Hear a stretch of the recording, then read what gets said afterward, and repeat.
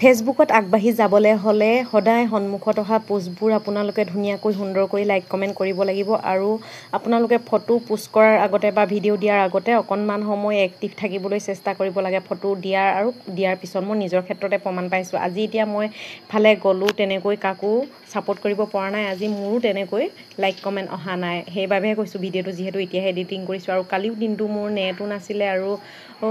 মিষ্টাৰৰ মানে নাছিলে দোকানত ব্যস্ত থাকিবলগীয়া হৈছিলে সেইকাৰণে মোৰ কালিও তেনেকৈ নাই বুলিয়ে ক'ব পাৰি আৰু এইফালে ওলাই লৈছোঁ দেখিছেনে শাহুমাক যে থৈ আহিছিলোঁগৈ আৰু আজি আনিবলৈ যাওঁ মানে ঘৰতো মানুহ লাগে নহ'লে মায়ে ঘৰখনকে হ'লেও ৰখীয়া হৈ থাকে যে সেইবাবে এয়া সৰু বেটাই মই আনিবলৈ গৈ আছোঁ আৰু গৈ পালোঁগৈ তাৰপৰা ওচৰৰে